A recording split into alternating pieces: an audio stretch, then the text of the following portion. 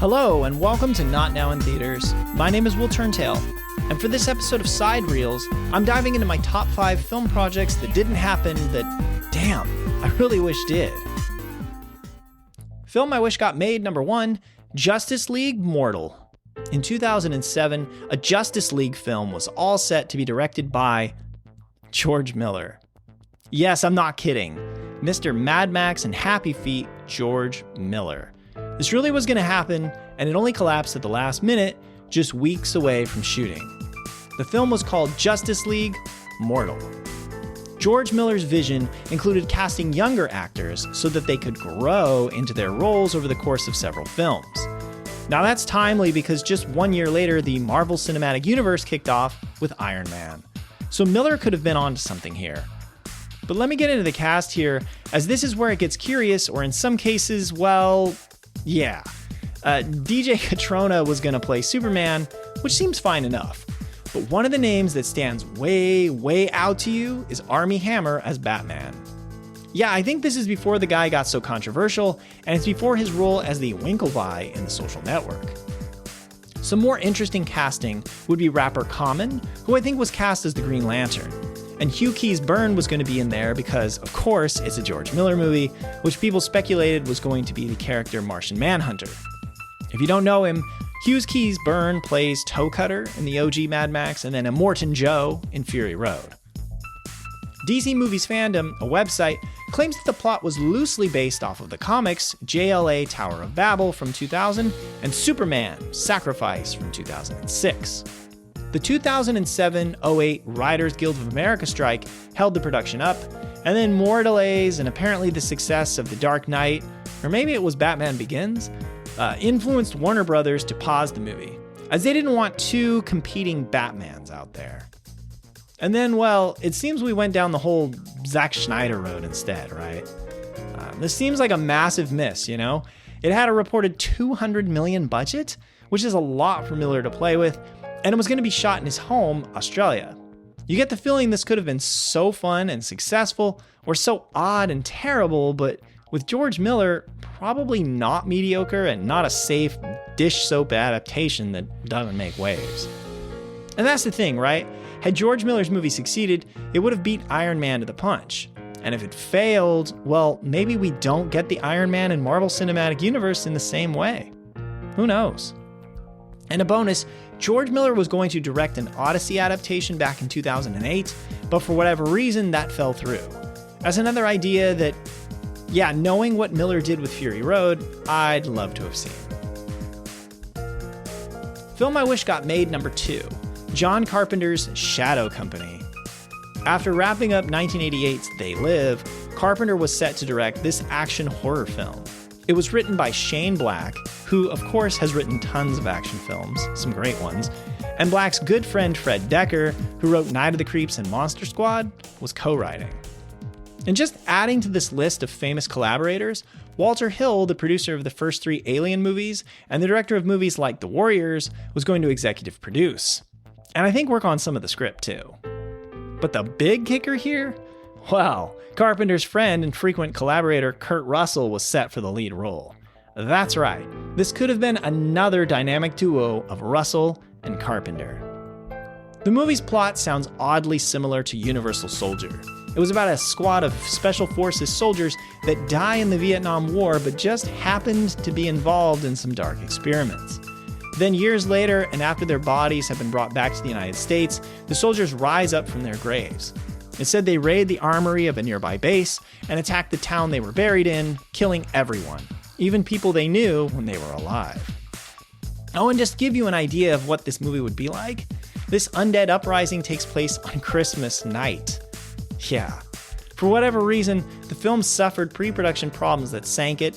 It's said the script is out there though, and many people love it. Well, I don't know what version of the script it is, but you can find it posted online, and I started reading it, and it is pretty gripping. It has some very John Carpenter horror moments to it. I think Walter Hill probably did contribute to this because it opens with a scene at a Torchy's bar. If you don't know, a Walter Hill Easter egg is that many of his films involve a scene at a Torchy's bar. always the same one, regardless of the film. I think that Torchy's is in Streets of Fire from 1983, but then it's also in 48 Hours from like 1984. Maybe that's just so they can reuse a location. I'm not sure. Anyhow, given the talent here, it's easy to see why this is many John Carpenter fans' pick for his biggest never got made. And I think the themes of the movie are pretty easy to see. It's almost like The Fog, except instead of ghosts coming back for revenge on the town, it's the soldiers who feel like they were fighting that Forsaken War. This is like the hardcore version of First Blood or something, you know? Considering this is still right at the edge of John Carpenter's fabled period from 1976 to 1988, where he made most of the films his fan base adores, it does feel like a loss. But since nobody has come forward to explain why this movie didn't end up getting made, I wonder if it has something to do with creative friction between this vaunted group? Or maybe they just didn't think it was palatable for audiences to watch a movie where a bunch of undead soldiers came back on Christmas and killed everyone? No intent to spread rumors, but you wonder if it was just too many visions or that issue. Who knows? Either way, I'm about 32 pages into the screenplay at time of writing, and I'm hooked. Film I wish got made, number 3. Maybe number 4 too. X-Men. I'm cheating a bit here as this is really 2 movies, but the initial project was Wolverine and the X-Men by Catherine Bigelow. Yes, that sounds made up, but it's very real. It's said that about 1989, Stan Lee and comic writer Chris Claremont were in talks with Carol Crow Pictures and Lightstorm Entertainment for an X-Men comic book series.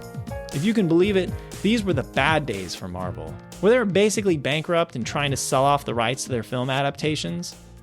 I know, considering this world we have now where Marvel is a Disney property and a logo that boasts billion-dollar films, it's so crazy to think about bankruptcy.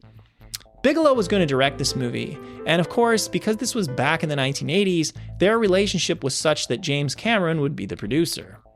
Outside of the 2 Academy Award winner directors involved, this gets especially interesting when you get to the cast.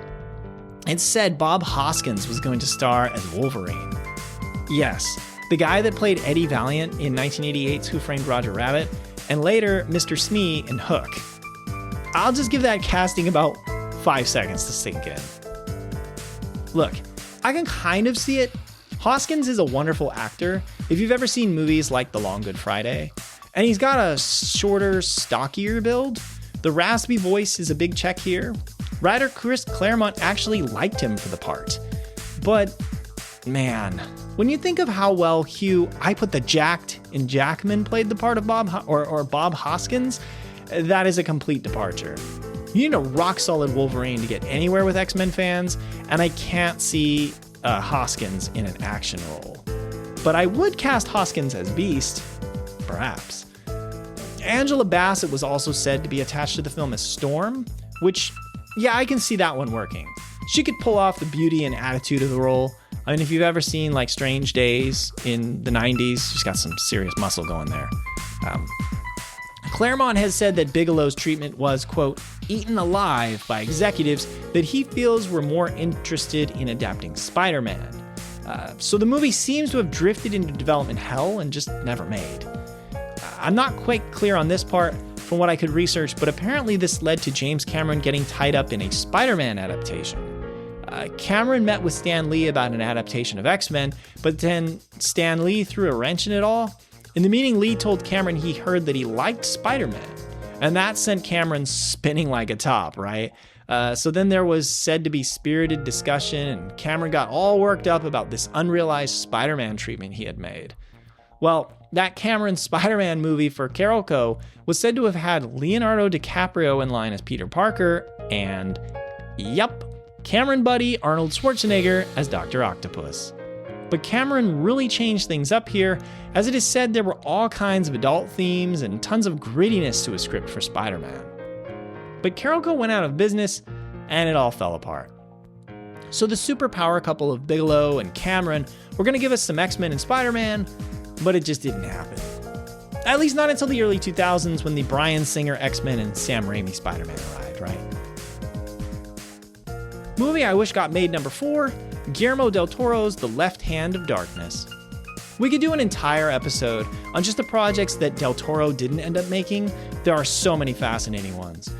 One of the most peculiar, and that sounds like someone made this up, is a strange collaboration with writer David S. Goyer. This was to be a Star Wars movie specifically about Jabba the Hutt. Yeah, I know. I have no idea how you would make an entire movie about Jabba the Hutt and expect anyone but hardcore Star Wars fans to see that. But if Guillermo Del Toro was doing it, I would see it with an open mind, just for him. Not to get fully off topic, but Del Toro is so fond of Hutts that he actually helped Jon Favreau with some creature appearance input for the Hutt characters in The Mandalorian and Grogu, if you weren't aware. Anyhow, the most interesting thing Del Toro didn't make that I could find was called The Left Hand of Darkness, and this has no relation to Ursula K. Le Guin's book with the same name. In 1994, Del Toro was working on an adaptation of The Count of Monte Cristo, and he later renamed it The Left Hand of Darkness. But the exciting parts of this are that this adaptation took place in Mexico, and it was dubbed a steampunk gothic western. Del Toro says he met with Nicolas Cage for the lead role, which, good or bad, would have brought some kind of fireworks to the part. By 2000, the film was supposedly moving forward with Francis Ford Coppola and George Lucas's company, American Zoetrope, as producer. But it had to be put aside so Del Toro could work on movies The Devil's Backbone and Blade 2. In 2002, Del Toro described it as a very gothic adaptation of the original book. He felt author Alexandre Dumas was hoping to bring in the spirit of the 1001 Nights to his work and wanted to carry that on through his film. And Del Toro had gone on to say that in the book, the character of the Count is mentioned as a pirate, a vampire, and thief. Maybe not in name, but kind of in spirit, I guess? I'm not sure. So in his adaptation, the Count would only go out at night and is close to what Dracula is. Del Toro described a mechanical arm that would let him draw his gun faster than his opponents, which is why I'm assuming the title is that Left Hand of Darkness. Then in 2008, Del Toro did an interview with Den of Geek, describing the project as intimidating for him to do because of how proud he was of the screenplay, which you can understand. He said it is full of magic, and I don't know if he means literally or figuratively, but that it's very David Lean, Sergio Leone epic western. Still, the film has never happened. In 2013, Del Toro said he was still highly interested. He said that Legendary Pictures was close to financing it, but they backed his film Crimson Peak instead. I have to say, this movie sounds intriguing. I don't think we'd get a Nicolas Cage in the lead now, but whatever Del Toro does, you know that the imagery is going to grab you. And a gothic steampunk revenge film in his hands could do some impressive things. Especially because this is, if he was making this back in the 90s, that's really, for me at least, before steampunk seems like an overused kind of trope. And I think that would have been quite cool at that time, right? Another thing I didn't add to this transcript that I should have, Del Toro actually, his father was kidnapped and held for ransom while he was working on this screenplay. So there was a lot of anger over loss in his life at the time, and a lot of that actually went into the screenplay and helped him be extra passionate about the idea of getting back something that you've lost, which is a huge thing, of course, in The Count of Monte Cristo. So I hope that Del Toro got his father back and that everything is okay with that situation, of course. But yeah, so unlike some of the things on this list, I think this very well could still happen, and I'm totally there for it the minute it does. Film I wish got made, number 5, Christopher Nolan's Howard Hughes biopic. After 2002's Insomnia, which is itself a Nolan movie I often forget that I need to watch sometime, Christopher Nolan was working on a Howard Hughes biopic. He based the screenplay on books called Hughes, The Private Diaries, Memos and Letters by Richard Hack, which is funny because that's a writer named Hack. And then he also read and integrated Michael Drosnin's Citizen Hughes, The Power, the Money, and the Madness. But as you probably guessed, Nolan did not proceed with this project because he wrote the script right when Martin Scorsese was making The Aviator with Leo DiCaprio. One of the most interesting details that has surfaced about this project is that Jim Carrey was in line to play Howard Hughes. If you visit this Reddit thread in the Christopher Nolan subreddit, which I've linked here in the transcript, I have to say the post here from user King Chief Beef, excellent name, is an intriguing observation. He or she points out that the story beats of Oppenheimer are similar to what happened in Hughes' life, what with the congressional hearing of Howard Hughes versus the private hearing you see in Oppenheimer. a villain guy, kind of like Juan Trippe of Pan Am, who was Alec Baldwin in The Aviator, as opposed to Louis Strauss, who's Robert Downey Jr. in Oppenheimer, is kind of his nemesis there. Still, as any artist will tell you, even your not fully realized projects aren't total losses. Nolan says, "I cracked the script to my satisfaction, and that gave me a lot of insight on how to distill a person's life and how to view a person's life in a thematic way, so that the film is more than the sum of its parts." So the insights here from writing the Howard Hughes script played a big role in Nolan writing Oppenheimer and making it the critical and audience success that it was. This Far Out magazine article argues, linked here, argues that Nolan's story about Hughes would have been better than Scorsese's, which, yeah, as good as Nolan can be when he's on it, I would bet against that. You're going to have to best a movie that had a stacked cast, received 11 Academy Award nominations, including Best Picture, and won 5 of them. And as interesting as it would be to see Jim Carrey in the role of Howard Hughes, he's not exactly known for his serious acting, like, say, Leo DiCaprio level, right? But man, it's interesting to think about. And I'd have loved to see it come out, but you can't do a simultaneous release on the same subject of another film. It's suicide. Remember Wyatt Earp after Tombstone? I think Earp was in production first, but released after, and yeah, it looked like some copycat film, at least in the mind of audiences, right? Well, that's all for this Side Reels Do Tour. Thank you so much for listening. Which one of these movies do you wish got made? Or do you have films that never got released that you always wanted to see? Let me know in the comments. Out of all these films, for me, of course, it's definitely got to be John Carpenter's Shadow Company. I mean, I can only imagine another John Carpenter at his peak powers movie, as well as another John Carpenter soundtrack at his peak powers movie. That'd be great. And if you enjoyed this episode, go ahead and subscribe or give me a follow for more, wherever you're listening from. I should be back with you for a regular episode next week, which will probably be about Korean action film The Villainous. Or it may be something random. This podcast episode is a production copyright of Overegged Media LLC, located in Sacramento, California. Reference photos linked in the transcript are copyrighted by the Internet Movie Database.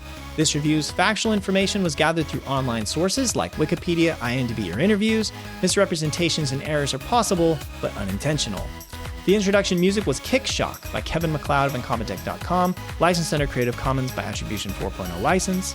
And the exit music and additional music, those are also by Kevin MacLeod of Incompetech.com, also licensed under Creative Commons by Attribution 4.0 license. The names of those tracks are Realizer and Dance Monster. See you next time.